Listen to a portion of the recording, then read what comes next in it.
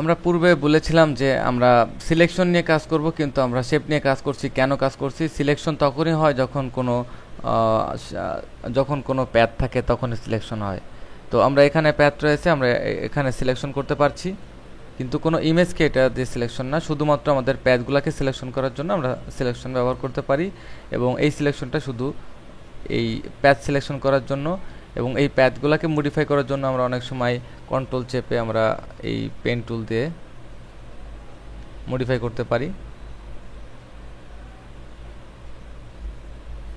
এবং আমরা দেখতে পাচ্ছি যে আমাদের সিলেকশনটি শুধুমাত্র এই প্যাথগুলোকেই ডিটেক্ট করছে, যে প্যাথগুলো আমাদের ভেক্টর শেপের সাথে রয়েছে। আমরা এখানে যদি এই সিলেকশন টুল সিলেক্ট করি, তাহলে দেখতে পাচ্ছি যে চার কোণায় আমাদের একটি ট্রান্সফর্ম টুল অটোমেটিকলি চলে এসেছে ট্রান্সফর্ম করার জন্য, যে আমরা এটিকে বড় ছোট করার জন্য।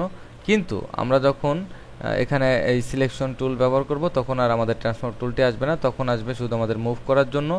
এবং আমাদের প্যাথটি আমরা ডবল ক্লিক, কন্ট্রোল চেপে ডবল ক্লিক করি এবং দেখতে পাচ্ছি যে এখানে আমাদের প্যাথ এডিট করার জন্য অপশন দেখাবে।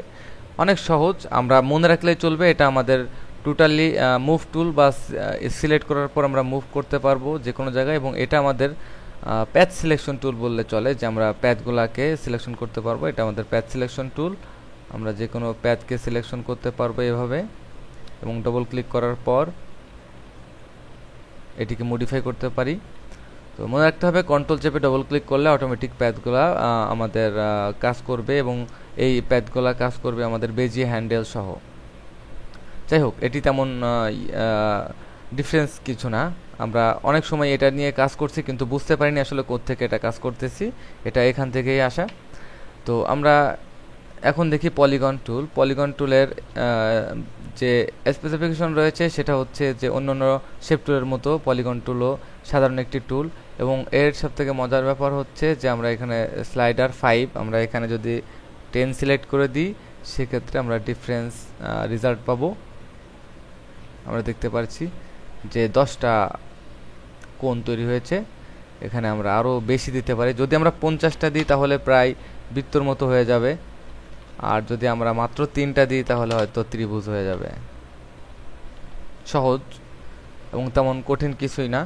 নেক্সট আমরা দেখতে পাচ্ছি যে আমাদের লাইন টুল বা লাইন তৈরি করার জন্য আমরা যে কোনো জায়গায় লাইন তৈরি করতে পারি, এবং এই লাইনটি শুধু আমাদের একটি প্যাথ হিসেবে কাজ করবে, এবং এই প্যাথটিকে আমরা যে কোনো সময় মুভ করিয়ে সরাতে পারবো।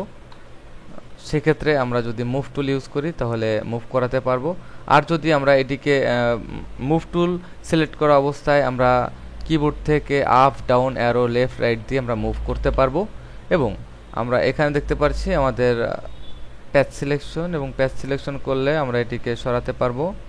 এবং এখানে দেখতে পাচ্ছি ডাইরেক্ট সিলেকশন। ডাইরেক্ট সিলেকশন আমরা করলে ডবল ক্লিক করে আমরা এটিকে মুভ করাতে পারবো, এবং এটি কন্ট্রোল এন্টার প্রেস করলে আমাদের সিলেকশন চলে আসবে।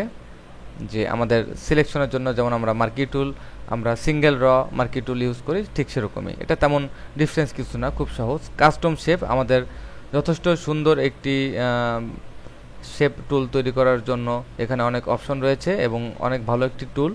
এটি কিভাবে ব্যবহার করা যায় আমি নেক্সট ক্লিপে সেটা এক্সপ্লেন করব। ধন্যবাদ।